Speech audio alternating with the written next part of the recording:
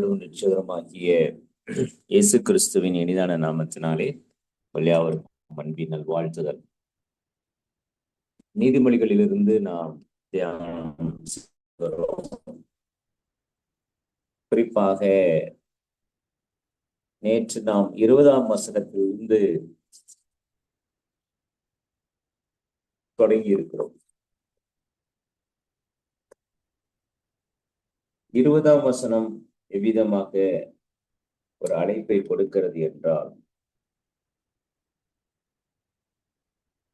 யார் கூப்பிட்டாலும் கூப்பிடாவிட்டாலும் நம்முடைய பணியை செய்ய வேண்டும் என்கிறதான ஒரு விஷயத்தில் நாம் தெளிவடைந்திருக்கிறோம்.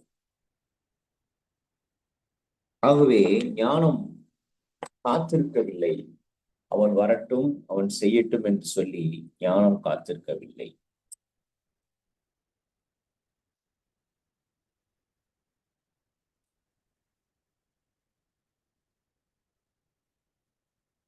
இந்த 20வது வசனத்துக்கு தொடக்கத்தில் அப்போ இங்க என்ன நடக்கிறது என்றால், ஞானம் போய் கதவை தட்டுகிறது.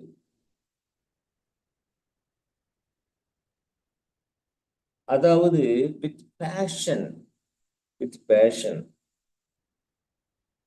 not with academic dispassion. With passion, not with academic dispassion.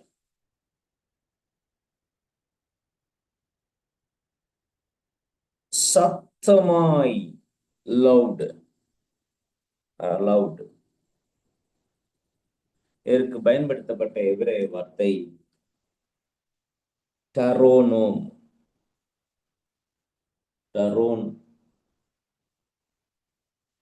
டரோனா. இதுக்கு பயன்படுத்தப்பட்ட எபிரேய வார்த்தை டரோனா. இதனுடைய பொருள், நீ கேளு, சத்தமா கேட்கும்படியாக பேசுதல்.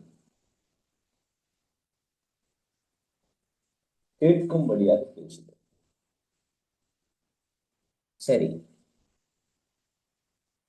பேசுறீங்களே, அந்த பேசுறதுக்கு இடம் இருக்குல்ல, போடியம் வேணுமே. நீங்க போடியம் தந்தாலும் சரி, போடியம் தராமல் போனாலும் சரி, நான் பேசுவேன். அப்போ இந்த ஒரு சொசைட்டி நமக்கு என்ன கற்றுக் கொடுக்கிறது? விஸ்டம், ஞானமானது சத்தமிட்டு கூப்பிடுகிறது.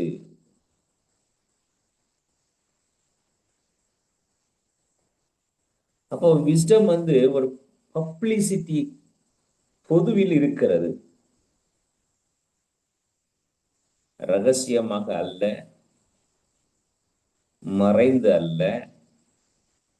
It is open and available to all. It is visible and audible. அது கண்டும் கேட்டும் பார்த்தும் காதுகளால், கண்களால் கண்டும் காதுகளால் கேட்கக்கூடியதுமாய் காணப்படுகிறது. ரகசியமான இந்த உலகம்,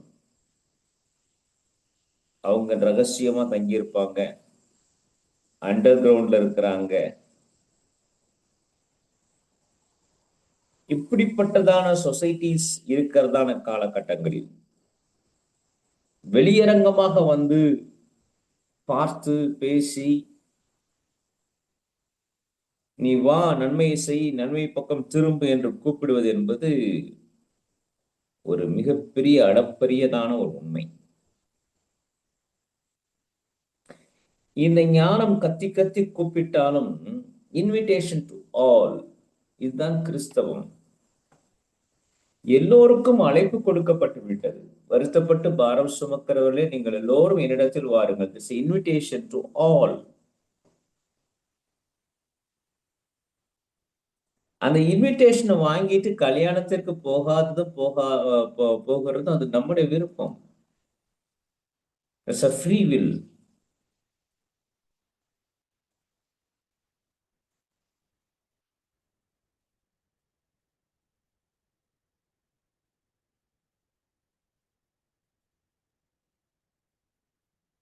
இப்போ நாம என்ன செய்ய விரும்புகிறோம்? அப்ப ஞானம் ரகசியமாக அல்ல, பகிரங்கமாக தன்னை வெளிப்படுத்தி காண்பிக்கிறது.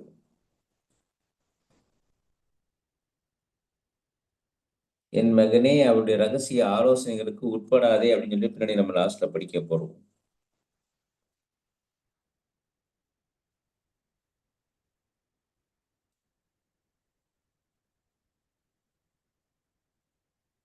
இன்னைக்கு இருக்கிறதான சூழல் எவ்விதமாக காணப்படுகிறது என்றால்,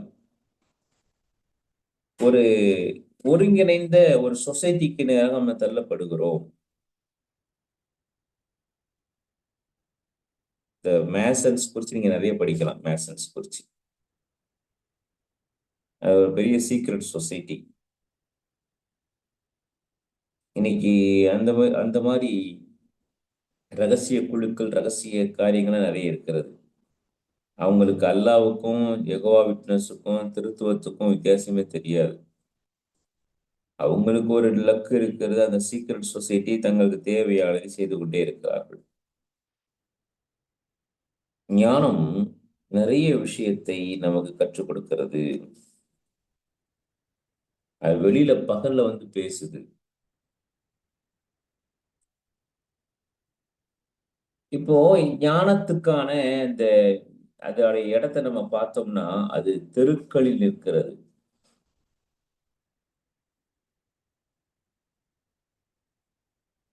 வீதிகளில் நின்று கத்துகிறது. ஓப்பனா இருக்குது. Opening gates. சரி. பிரசங்கம் பண்றதுக்கு பிரசங்க பீடம் என்ன?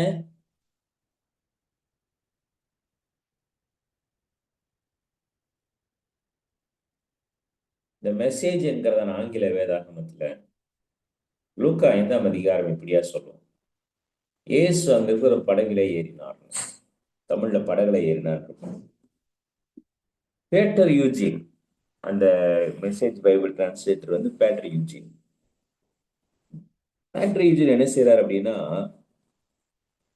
அங்க படகுன்னு எழுதாம அதை வந்து புல்பிட்னு எழுதுறாரு. போட்டுன்னு எழுதாம புல்பிட்னு எழுதுறாரு. ஆண்டவருக்கு புல்பிட் எது? இப்ப நான் பிரசங்கம் பண்ண வரணும், புல்பிட் இருக்காயா, அது இருக்காயா, இது இருக்காயா நான் கேட்கிறேன். Where is the pulpit? நாம் எதில் அமர்ந்து உட்காருகிறோமோ, எங்கே நின்று பேசுகிறோமோ அதான் புல்பிட். புல்பிட் பார்த்து பிரசங்கம் பண்ணக்கூடாது. சிஎஸ்ஐ திருச்சபைகள்ல ரெண்டு இருக்கும். மேல ஒரு புல்பிட் இருக்கும். அது வந்து ஆர்டைன் பண்ண ரெவரண்ட் மட்டும் அங்க நின்று பேசுவாங்க. மற்ற ஊழியக்காரங்கெல்லாம் கீழே நின்று பேசுவாங்க. போடியம்.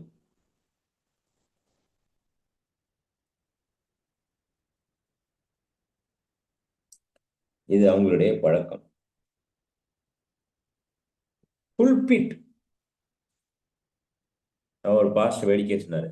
புல்பிட் மீன்ஸ், புல்னா இழு, பிட்டுனா குழி, குழியில கிடக்கிறவன் மேல தூக்கி வைக்கிறதா என் புல்பிட் அப்படின்னாரு. நல்ல விளக்கமா இருந்துச்சு.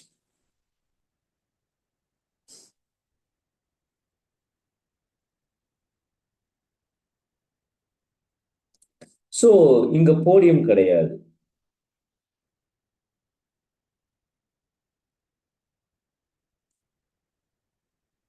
அவ சத்தமிட்டு கூப்பிடுறா அப்படிங்கிறதுக்கு இங்க ஒரு வியாக்கியானத்துல ஒருத்தர் சொல்றாரு.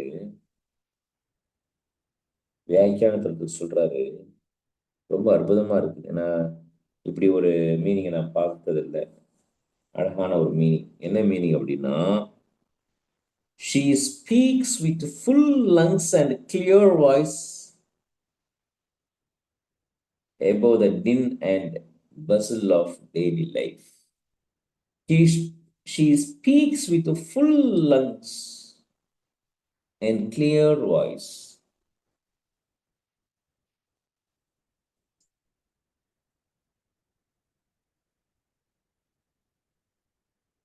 இன்னைக்கு நீ பப்ளிக்ல பேசக்கூடாது, பப்ளிக்ல நீ செயல்படக்கூடாது,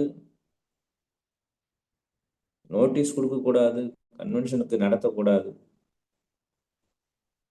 ஆனா ஆர்எஸ்எஸ் அமைப்புக்கு அங்கீகாரமே கிடையாது. ஆர்எஸ்எஸ் அமைப்பு ரிஜிஸ்டர்ட் அன்ரிஜிஸ்டர்ட், அது யாருமே கேட்க மாட்டாங்க. ஆனா நம்ம ரிஜிஸ்டர்டா இருக்கணுமா? அவனுக்கு எவ்வளவு பணம் வருது, என்ன செய்யுது? ஆர்எஸ்எஸ்ல நீங்க வந்து மெம்பர் ஐடென்டி கார்டே கிடையாது. ஐடென்டி கார்டே கிடையாது. அப்படி ஒரு இயக்கம் அது. அப்போ அவ என்ன பேசுறா அப்படின்னா, டெய்லி லைஃப்ல தினந்தோறும் அவள் பேசுகிற அந்த வார்த்தை,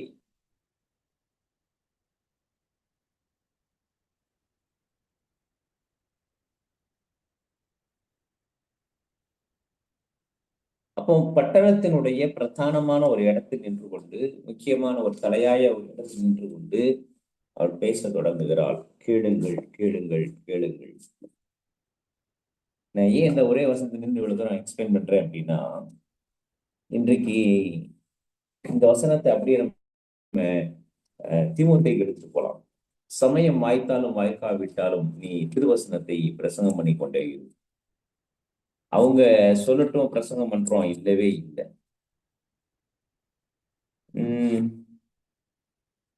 இவரு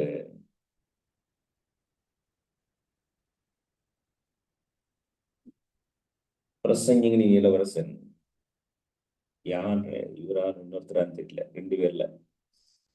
மூடி, எஸ், டிஎல் மூடி, கரெக்ட். மூடி வந்து சாயங்காலம் என்ன பிரசங்கம் பண்ணணும் அப்படின்னு சொல்லிட்டு, மூடி அல்லது ஸ்பர்ஜன் 2 பேர்ல ஒருத்தர் சாயங்காலம் என்ன பிரசங்கம் பண்ணணும்னு சொல்லிட்டு இவர் வந்து பிரசங்கம் ட்ரை பண்ணிட்டு இருந்தார், சத்தமா பேசிட்டு இருந்தார். பக்கத்து ரூம்ல ஒரு ஒரு கார்பெண்டர், ஒரு ஆசாரி வேலை பார்த்துட்டு இருந்திருக்கிறார். அவர் அந்த வார்த்தையை கேட்டு ரசிக்கப்பட்டார். ஸ்பர்ஜன் அல்லது மூடி நினைக்கிறேன், 2 பேர்ல ஒருத்தர் தான். ட்ரெயின்ல போய்கிட்டு இருக்கும்போது ஆண்டவர் இறங்க சொன்னாங்க, இறங்கு அப்படின்னா. ஆண்டவரே இங்க இறங்கினா என்ன நடக்க போகுதுன்னு தெரியலையே அப்படின்ட்டு அவர் ட்ரெயின் விட்டு இறங்கிட்டாரு. அவர் பாலத்துல ஒரு வனாந்தரமான ஒரு இடம். இப்போ ஆண்டவர் நீ பிரசங்கம் பண்ணு அப்படின்னாராம். அவங்க பிரசங்கம் பண்ணாங்களாம். தற்கொலைக்கு நேராக இருந்த ஒரு மனிதன் ரட்சிக்கப்பட்ட இயேசு கிறிஸ்துவை ஏற்றுக்கொண்டார்.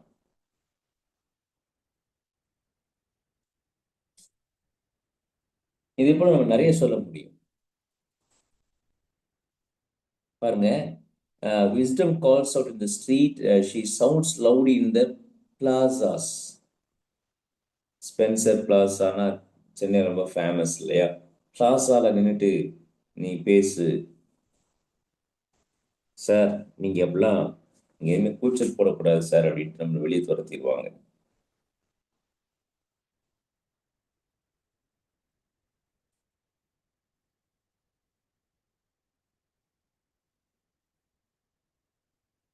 அப்போ இந்த பிளாசாஸ் என்பதற்கு பயன்படுத்தப்பட்டதான எபிரேய வார்த்தை என்ன அப்படின்னா, ரெஹோ ரெஹோபோத். ரெஹோபோத்னா அகண்ட இடங்கள், broad places, open places, gate. அப்போ எங்கே நின்று ஞானம் சத்தமிடுகிறது? பிளாசாஸ்ல.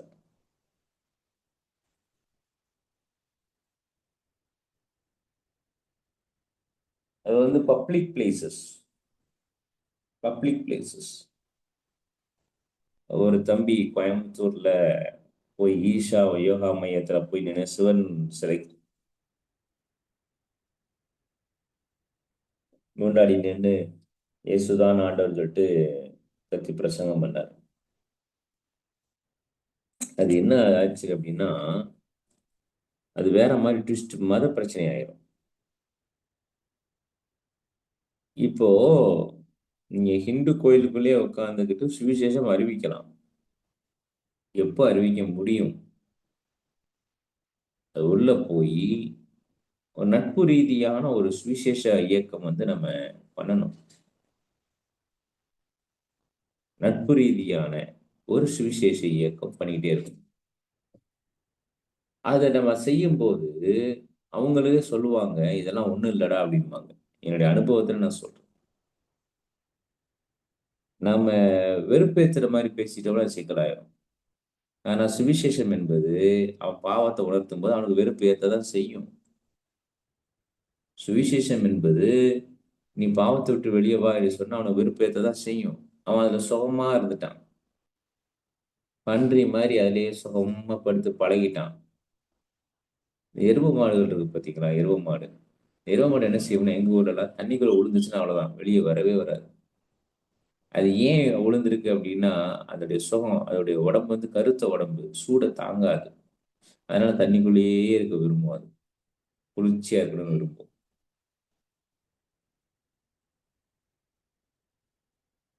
அகண்ட இடங்களிலே, பரந்த இடங்களிலே ஞானமானது கூப்பிட்டு பேசுகிறது, நீ எங்கிட்ட வா.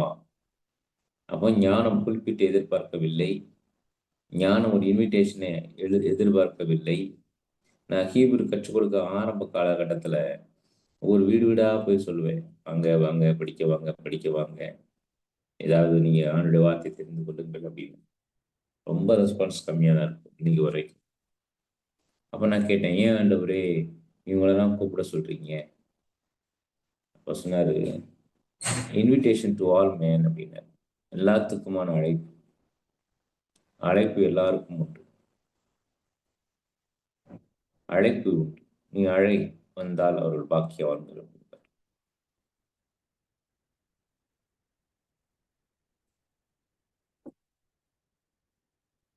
அவள் தன்னுடைய குரலை உயர்த்துகிறாள்.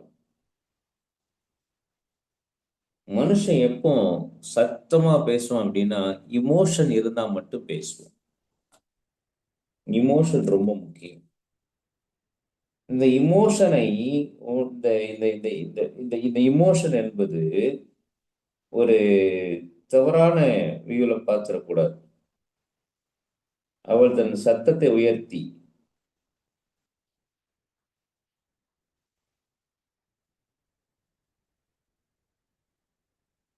எப்ப சத்தம் உயரும்? ஆதியாகமம் 45:2 தெரிஞ்ச வசனம் தான். ஒவ்வொரு வசனமா வாசிக்கலாமா? ஆதியாகமம் 45:2.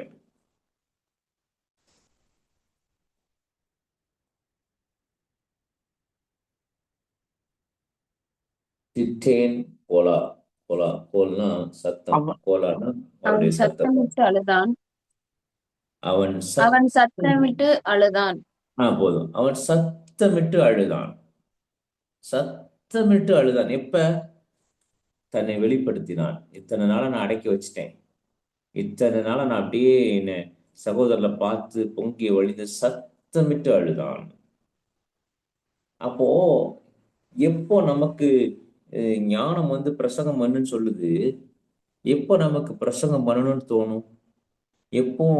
அப்போனா நம்ம வந்து அவருடைய சூழல்களை புரிந்து கொண்டு நமக்குள்ளாக ஒரு அழுகை முட்டிக்கிட்டு வரணும். ஐயோ அப்படின்னு வரணும். என் சகோதரர்கள் என் கண்ணுக்கு முன்னாடி நிக்கிறாங்க. அவங்க என்னால் அடையாளம் காண அவங்களுக்கு என்னால் அடையாளம் காண முடிகிறது. ஆனால் அவர்களால் என்னை யார் என்று தெரியவில்லை. இவர்களுக்கு நான் என்ன சொல்லுவேன் என்று சொல்லி, பென்யமீன் இருக்கிறார், அப்பா இருக்கிறார், எல்லாம் இருக்கிறார் தெரிஞ்சவனே தன்னை அடக்கிக் கொள்ளாமல் சத்தமிட்டு அழத் தொடங்கினான். இன்னொரு வசனத்தை நம்ம வாசிப்போம். எரேமியா 22:20. எரேமியா.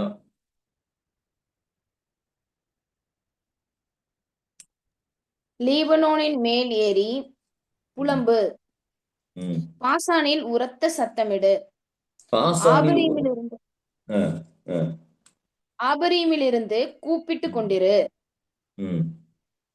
உன் நேசர் அனைவரும் முறிந்தார்கள். அப்போ வார்னிங் டு ஜெருசலேம், எருசலேமுக்கு நேராக ஒரு எச்சரிப்பு. People of Jerusalem, go up to Lebanon and cry out in the morning.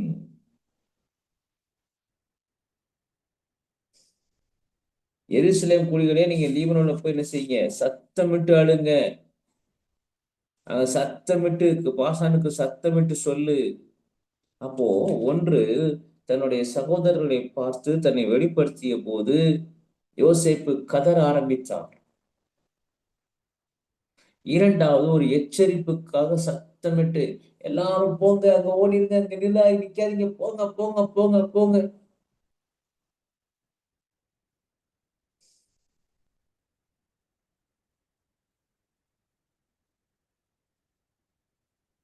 அடுத்து சங்கீதம் 46:7. சங்கீதம் 46:7.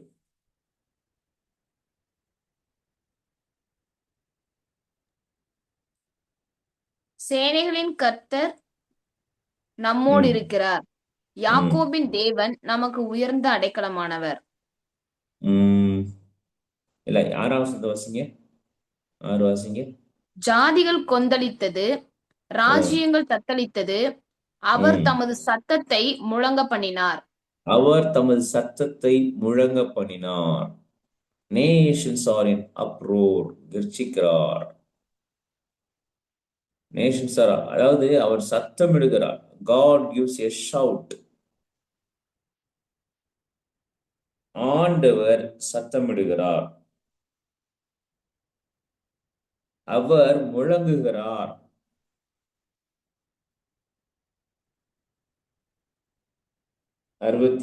சங்கீதம் 68 வருவோம்.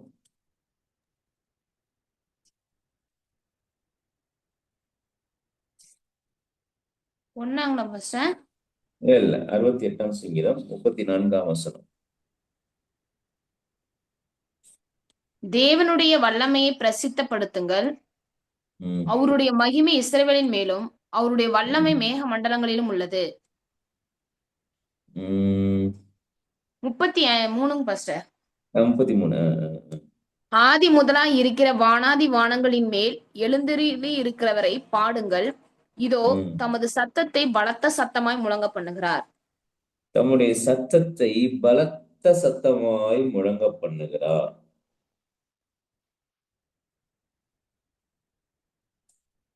யோபு 2ஆம் அதிகாரம்.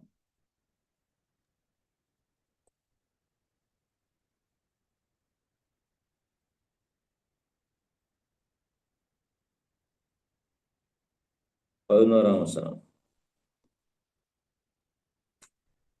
யோபுடைய 3 சிநேகிதராகிய தேமானியனான எலிப்பாசும், சூகியனான பில்தாதும், நாகமாத்தியனான சோப்பாரும் யோபுக்கு நேரிட்ட தீமைகள் யாவையும் கேள்விப்பட்ட போது அவனுக்காக பரிதபிக்கவும் அவனுக்கு ஆறுதல் சொல்லவும் ஒருவரோடே ஒருவர் யோசனை பண்ணி கொண்டு அவரவர் தங்கள் ஸ்தலங்களிலிருந்து வந்தார்கள்.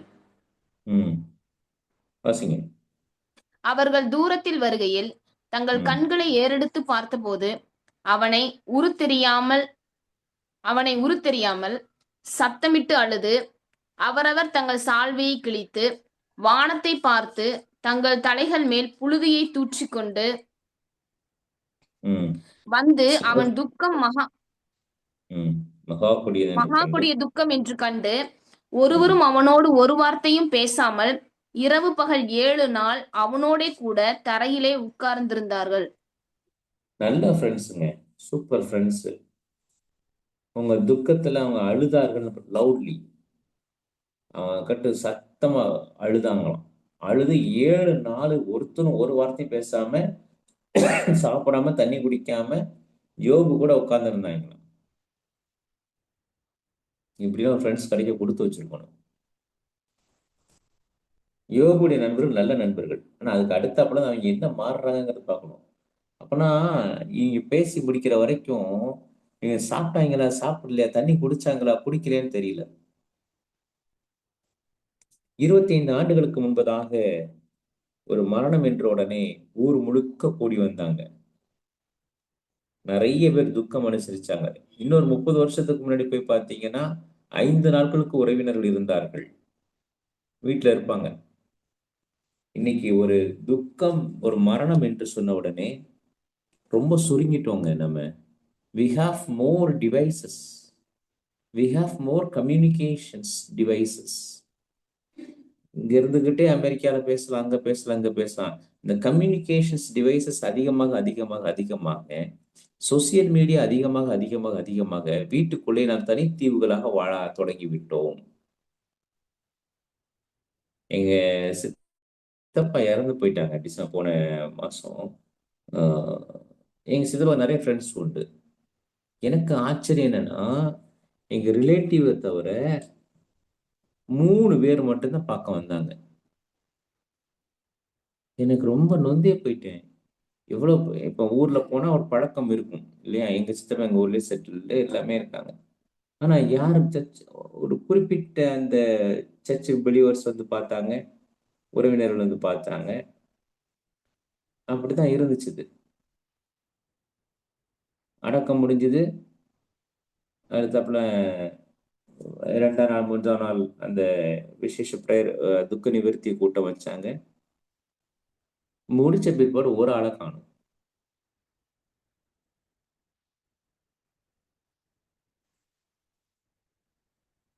நம்ம எப்படிப்பட்ட உலகத்துல வாழ்றோம்னு புரியுதுங்களா? எரியும் பனிக்காடுன்னு ஒரு நாவல் இருக்கு. முடிஞ்சா வாங்கி படிங்க. அந்த நாவல் எழுதினவர் வந்து டேனியல். அவர் தான் ஃபர்ஸ்ட் ஹெல்த் இன்ஸ் ஹெல்த் இன்ஸ்பெக்டர். அது டிஹெச் சொல்லுவாங்கல்ல, ஹெல்த், ஆமா, சுகாதாரத்துறையில அவர் தான் ஃபர்ஸ்ட் ஒரு இது பிரிட்டிஷ்காரங்க பீரியட்லயே அந்த இது ஒர்க் ஆரம்பிச்சார். தொழிலாளர்கள் நல சங்கத்தெல்லாம் துவக்கி வச்சாரு. அவர் வந்து சுசீந்திரம், நேட்டிவ் வந்து சுசீந்திரம், கன்னியாகுமரி மாவட்டம், செட்டில்டு இன் கோயம்புத்தூர். அவரு தான் எஸ்டேட்ல, அதாவது என்ன சொல்ல போறது அப்படின்னா, வால்பாறை இருக்கு இல்லையா? வால்பாறை எஸ்டேட்ல அவர் தான் ஃபர்ஸ்ட் அந்த சுகாதாரத்துறைக்கான மருத்துவர் நினைக்கிறேன். ஆபீசரா போறாரு டாக்டர் டேனியல். அவர் எழுதின ஒரு நாவல் ஆங்கிலத்தில் எழுதினார் அந்த நாவலை. அது பேர் வந்து ரெட் டீன்னு பேர். ஆங்கிலத்தில் கிடைச்சா வாசித்து பாருங்க, ரெட் டீ. தமிழ்ல அது வந்து எரியும் பனிக்காடுன்னு மொழிபெயர்த்திருக்கிறாரு முருகவேல். வழக்கறிஞர் முருகவேல் அவங்க வந்து தமிழ்ல எரியும் பனிக்காடுன்னு மொழிபெயர்த்திருக்கிறார். நீங்க டிரான்ஸ்லேஷன் அது சொல்லவே முடியாது, அவ்வளோ ஃபர்ஸ்ட் கிளாஸா இருக்கும். இதை வந்து முன்னாள் அஹ், துணை குடியரசுத் தலைவர் வி கிரி வந்து பப்ளிஷ் பண்ணார். வி கிரி வந்து அதை வந்து பப்ளிஷ் பண்ணாரு. நீங்க வேணா நீங்க மதுரையில நிறைய புக்ஸ் சென்டர்ல கிடைக்கும், எரியும் பனிக்காடுன்னு. அந்த நாவலை நீங்க கையில எடுத்தீங்கன்னா நீங்க கீழே வைக்க முடியாது, அப்படி இருக்கும் அந்த நாவல். ஆஹ் எங்க ஆரம்பிக்குது அப்படின்னா, கரெக்டா கயத்தாறுங்கிற ஊர்ல இருந்து ஆரம்பிச்சு நேரா எஸ்டேட்ல கொண்டு போய் முடியும். ஏன் எஸ்டேட்ல இருக்கிறதான, ஏன் தேநீர் வந்து சிவப்பா இருக்கிறது அப்படின்னு நான் படிக்கும்போது நான் கண்டுக்கிட்டேன், நம்ம தமிழர்களுடைய ரத்தங்கள் சிந்தப்பட்டிருக்கிறது. உலக அளவில் தமிழர்களுடைய ரத்தம் அதிகமாக சிந்தப்பட்டது வந்து தேயிலை தோட்டங்கள். இப்ப நீங்க இலங்கைக்கு போயிட்டீங்கன்னா மலையக தமிழர்கள் வேறு, இலங்கை தமிழர்கள் வேறு, நல்லா புரிஞ்சுக்கிடணும். இலங்கை தமிழர்கள் மலையக தமிழ், நான் இது வரைக்கும் போனது இல்லைங்க. டேவிஸ் போயிட்டு வந்துட்டாரோன்னு நினைக்காதீங்க. நான் வந்து இலங்கையெல்லாம் போனதில்ல, ஒன்றும் இல்லை. போகவும் அது ரொம்ப ஒரு அது வேற வேற சுச்சுவேஷனான ஒரு ஏரியா. அதனால வந்து யாரும் கூப்பிடல. அப்போ நான் வரலாற்றின் ஊடாக, கட்டுரையின் வாயிலாக, ஆய்வுகளின் வழியாக நான் படித்தது. அப்போ என்ன நடக்கிறது என்றால், இந்த தேயிலை தோட்ட தொழிலாளர்கள் தமிழ், அங்க இருக்கிற தமிழ்களுக்கும் ஆகாது. எந்த மலையக தமிழர்கள் வேறு. அதனாலதான் நீங்க இலங்கை தமிழர்ல நீங்க கேட்கிட்டு பாத்தீங்கன்னா, மலையக தமிழர்களை வந்து அங்க இருக்கிற தமிழர்கள் தாழ்வாக நினைப்பார்கள். தென்னாப்பிரிக்காவிலும் போயிட்டீங்கன்னா தமிழர்கள் கரும்பு காப்பிக்கு. மலேசியாவுக்கும் அதே மாதிரி தான். தமிழர்கள் இங்கிருந்து ஏற்றுமதி செய்யப்பட்டார் என்ற வரலாறு உங்களுக்கு தெரியுமா? காப்பி தோட்டங்களுக்கும் கரும்பு தோட்டங்களுக்கும் தேயிலை தோட்டங்களுக்கும் அடிமைகளாக ஏற்றுமதி செய்யப்பட்ட வரலாறை நீங்கள் படியுங்கள்.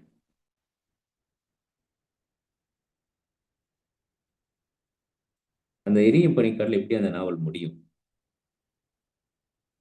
அந்த அந்த அவன் நான் பணம் சம்பாதிச்சு ஊர்ல ஒரு கார வீடு கட்டணுங்கிற நோக்கத்துல போவான். அவன் படுகிற கஷ்டமெல்லாம் பயங்கரமா இருக்கும். இந்த நாவலை மையமாக வைத்துதான் பரதேசி என்றதான ஒரு சினிமா எடுக்கப்பட்டது. அந்த சினிமாவுக்கும் நாவலுக்கும் சம்மந்தம் இல்லை. சினிமாவுக்கும் நாவலுக்கும் சம்மந்தம் கிடையாது. அப்போ நான் முருகவேல்கிட்ட பேசினேன். என்ன வழக்கறிஞர் ஐயா இப்படி எடுத்து வச்சிருக்காங்க அப்படின்னு நான் கேட்கும்போது ரொம்ப வருத்தப்பட்டு என்கிட்ட பேசினார். அவன் என்கிட்ட கதை சொன்னது வேற, அவன் எடுத்தது வேற. அஹ், கிறிஸ்தவங்களை தாக்கி எடுத்திருக்கிறான் அப்படின்னு சொல்லிட்டு ரொம்ப வருத்தப்பட்டு என்கிட்ட பேசினார்.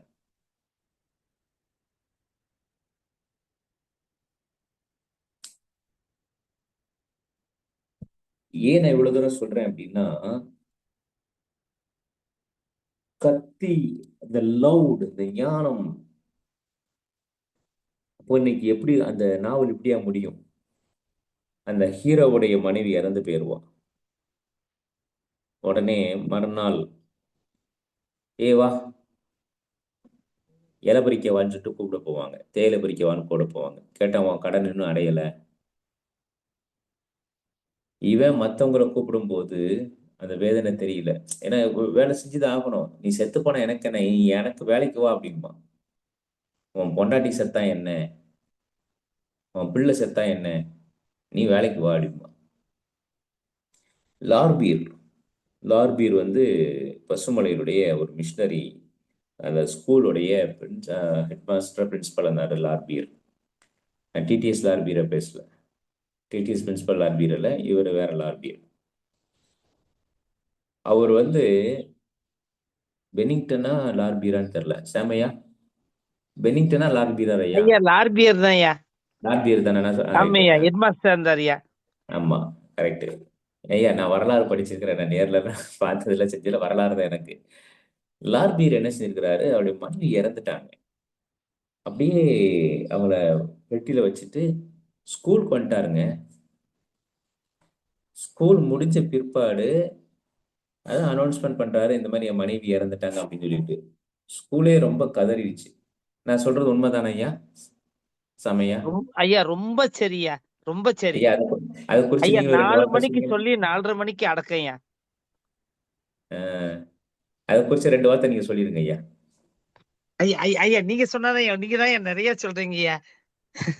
இல்ல அம்மா வந்து நீங்க வந்து ஸ்கூல் நீங்க முழுக்க வந்து அவங்கள குளிப்பாட்டி படுக்க வச்சுட்டு ஸ்கூலுக்கு வந்துட்டு பாடமெல்லாம் நடத்திட்டு எல்லாத்தையும் ஸ்கூல்ல எல்லாம் கவனிச்சுட்டு 4 மணிக்கு போல அம்மா அவர்கள் கடவுளுடைய ராஜ்யத்தில் பிரவேசித்து விட்டார்கள் அப்படின்னு சொல்லிட்டு அப்புறமேல அங்க எல்லாரையும் கூட்டு போய் உடனே பாடி எடுத்து கொண்டு போய் சர்ச்சில் வச்சு அப்படி அடக்கம் பண்ணிட்டாங்களா ஐயா. அப்ப நீங்க எங்க ஒர்க் பண்ணிட்டு இருந்தீங்களா, படிச்சுட்டு இருந்தீங்களா? இல்லையா, உங்களுக்கு எதுவும் அப்ப அந்த அப்ப என்னுடைய பெரியப்பா இவங்க எல்லாம் ஒர்க் பண்ணி இருக்கிறாங்க ஐயா. நல்ல வளர்த்தியான நபரான் ஐயா லார்பியரு. ஆர்பியர்? ஆமா. ஆமையா. அஹ், நான் நிறைய கேள்விப்பட்டிருக்கேன் அவரை அவருடைய குறிச்சு. சைக்கிளை ஒருத்தர் நான் வேலை பார்க்கறப்ப வத்தலக்குண்டுல வச்சிருந்தாருயா லார்பியருடைய சைக்கிளை. அந்த சைக்கிள்ல எனக்கெல்லாம் பெடல் எட்டாதுயா, உயரமா இருக்குய்யா. ஓ, ஓ. அப்புறமேலு அஹ், அஹ், ஒரு ஒரு ஒரு ஆள் வந்து சாப்பாடுக்கு என்னமோ கேட்டுக்கிறாரு. நான் கூழு தான் குடிக்கிறேன் அப்படின்னு கேட்டுக்கிறாரு, சொல்லியிருக்கிறாரு. உடனே இவர் இங்க இருந்து சைக்கிள்லயே சோழாந்தன் பக்கம் போய் அவர் கூழ் குடிக்கிறாரு அப்படின்னு அவர் கூட்டு வந்து வேலையெல்லாம் கொடுத்துருக்கிறாருயா. சூப்பர். அப்புறம் இந்த தலைமுடியை யாராவது இலைய பறிச்சு போட்டாங்கன்னா, செடியில உள்ள இலைய பறிச்சு போட்டா இவர் தலைமுடியை லேசா பிடிச்சி இழுப்பாராம் ஐயா. உடனே ஓ. உடனே உடனே இது மாதிரிதான் செடிக்கு வலிக்கும் அப்படின்னுவாங்களா ஐயா. நல்லது, நல்லது. சாம் ஐயா வந்து அதாவது ஒரு ஹம்பிளான மனிதர், ரொம்ப தாழ்மையான ஒரு மனிதர் யார் அப்படின்னா, என்னுடைய நிறைய பேர் நம்மளோட பழகிற எல்லாருமே வெரி ஹம்பிள் பர்சன்ஸ். சாம் ஐயா வந்து அதுல ஒரு முன்னோடியா இருப்பாரு நான் சுவாசிக்கிறேன். ஏன்னா அந்த சாம், மார்த்தாண்டத்துல ஒரு சாம்னு ஒருத்தர் ரொம்ப ஹம்பிளா இருப்பாரு. என் பிரின்சிபல் அவரு ரொம்ப ஹம்பிளா இருப்பாங்க. சாம் ஐயா அதே மாதிரி ஹம்பிள். தன்னை யாருன்னே சொல்லிக்கிடல. ஒரு நாள் வீட்டுல போய் நான் தங்கணும்னு சொல்லிட்டு நான் எதுக்கோ நைட்டுக்கோ எதுக்கோ வந்துட்டு உங்க வீட்டுல தங்கட்டுமா அப்படின்னு சொல்லிட்டு கேட்கும்போது, கை கழுவும்போது வீட்டுல போட்டோ பார்த்தேன், அதிர்ந்துட்டேன். ஏன்னா போத்திராஜ் ஐயா போட்டோ இருந்துச்ச உடனே ஐயா அப்படின்னு அவர் சிரிச்சிட்டாரு. அவருடைய சிரிப்பே தனி. சிரிச்சிட்டு அவங்களுடைய மருமகன் தான் நான் அப்படின்னாரு.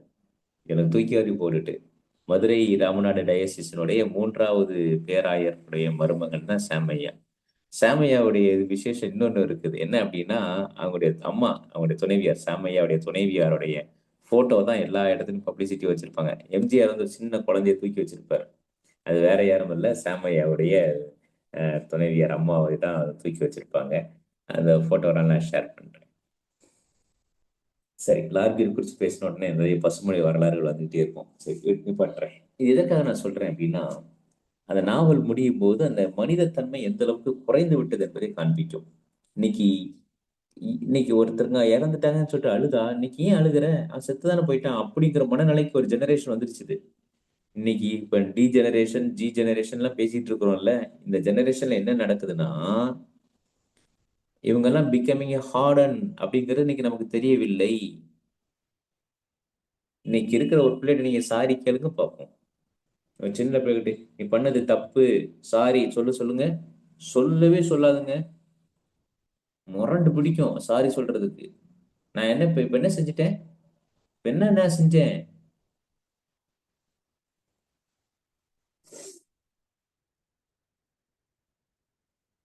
ஆண்டவருடைய அன்பு தவிர வேற எதையுமே அவங்களால உருக்க முடியாது. உருக்க கூட உரிக்கிறலாம் போட்டிருக்கு. இப்ப இருக்கிற பிள்ளைகளுடைய மனதை உருக்குவது என்பது கடினம்.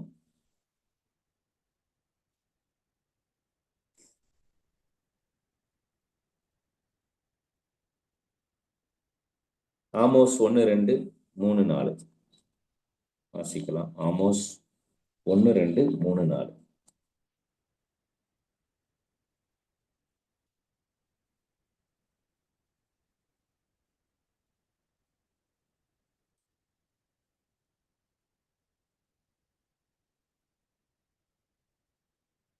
The Lord comes roaring out of Zion. சீயோனிலிருந்து கர்த்தர் கர்ச்சிக்கிறார். அதனுடைய 3ஆம் அதிகாரம் 4ஆம் வசனம். 3ஆம் அதிகாரம் 4ஆம் வசனம். தனக்கு இரை அகப்படாமல் இருக்க காட்டிலே சிங்கம் கெர்ச்சிக்குமோ? இரை அகப்படாமல் இருக்கும் பாலசிங்கம் தன் கெபியிலிருந்து சத்தமிடுமோ?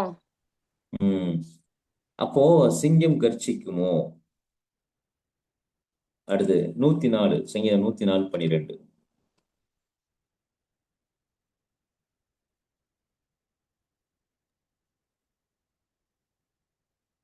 அவைகளின் ஓரமாய் ஆகாயத்து பறவைகள் சஞ்சரித்து கிளைகள் மேலிருந்து பாடும். இப்போ இப்போ ஆகாயத்து பறவைகள் பாடும், the song of birds. அப்போ இந்த ஞானம் என்பது ஒரு பெண்ணாக உருவகப்படுத்தப்படுகிறது. அவள் சத்தமிடுகிறாள், கெஞ்சுகிறாள், மிரட்டுகிறாள், எச்சரிக்கிறாள், சிரிக்கிறாள். 24 முதல் 30 அவள் நகைக்கிறாள். புல்பிட் என்பது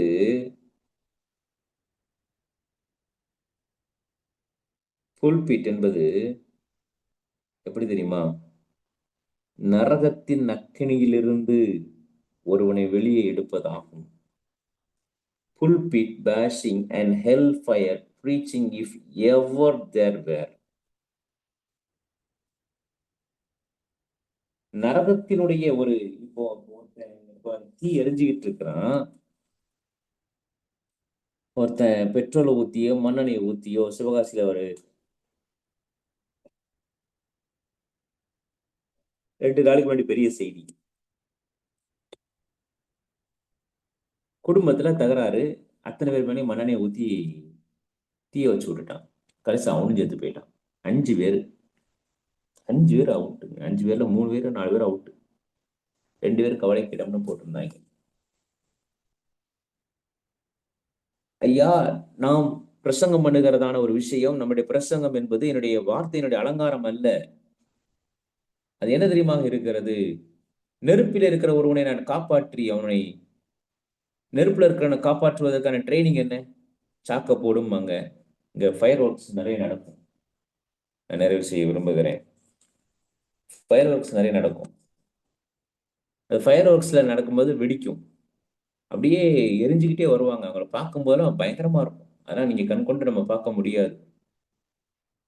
எரிஞ்சுக்கிட்டே வந்து கறிக்கிட்டே விழுந்திருப்பான். அதுல யார் புருஷன், யார் மனைவி, யார் பிள்ளை, என்ன ஏதுன்னு ஒன்றும் தெரியாது. இப்படி தீ பிடிச்சு எரிஞ்சு உங்களை நோக்கி ஒருத்தன் ஓடிக்கொண்டிருக்கிறான் அல்லது ஒருத்தன் ஓடிக்கிட்டு இருக்கான்னு நீங்க என்ன செய்வீங்க? மண்ணெல்லாம் தூக்கி வீசுவீங்க, சாக்க போடுவீங்க. எல்லா ஃபயருக்கும் தண்ணி ஊற்றக்கூடாது, கூடஞ்ச ஃபயர் ஆயிரும். சிலருக்கு வந்து ஃபோம் அடிக்கணும், சிலருக்கு ஏர் அடிக்கணும், சிலருக்கு வாட்டர் அடிக்கணும், சிலருக்கு ஈரச்சாக்க தூக்கி போடணும். எல்லாத்துக்குமே தண்ணி வச்சு அணைக்கக்கூடாது. சில இது வந்து தண்ணி கூட ஃபயர் ஆயிரும். அது சயின்ஸ் ஐயா, சாமியா இருக்கீங்க சயின்ஸ். வேற யாரும் நான் சொல்றது தப்பா இருந்ததுன்னா திருத்திக்கிறேன். ஐயா ரொம்ப சரியா. கரெக்டு தானே ஐயா? ஆமா. ஐயா ரொம்ப ஏன்னா ரொம்ப கரெக்டியா. ஏன்னா நான் வந்து சயின்ஸ் ஸ்டூடெண்டே கிடையாது. எனக்கு சயின்ஸே தெரியாது. நான் ஸ்கூல்ல படிச்சதெல்லாம் என்னத்தையும் +2 பாஸ் ஆனதுக்கு அக்கௌண்டன்சி குரூப் எடுத்து படிச்சேன். அதுவும் மறந்து போச்சு. இது இருந்தா நம்ம சொல்றது கரெக்டா சொல்லணும்ல. அப்ப நம்முடைய புல்பிட் என்பது என்ன? என்னுடைய திறமையை காண்பிப்பது அல்ல. புல்பிட் என்பது தீயில் எரிந்து கொண்டிருக்கிறதான ஒருவனை காப்பாற்றி அவனை சுகமாக ஒரு இடத்தில் தங்க வைப்பதுதான் புல்பிட். இன்னைக்கு நரக அக்கினியிலிருந்து நான் காப்பாற்றுவதற்காக நான் திருச்சபை, நரக அக்கினியிலிருந்து நான் காப்பாற்றுவதற்காக நான் என்னுடைய வார்த்தையை நான் பேசிக் கொண்டிருக்கிறேன். ஆக்சுவலி நான் யோசுவா எடுக்கணும்னு நினைச்சேன். ஆனா நான் நீதிமொழியில் எடுத்தது எனக்கு ஒருவேளை எனக்கு காட்ஸ் வில்லா கூட இருக்கலாம்.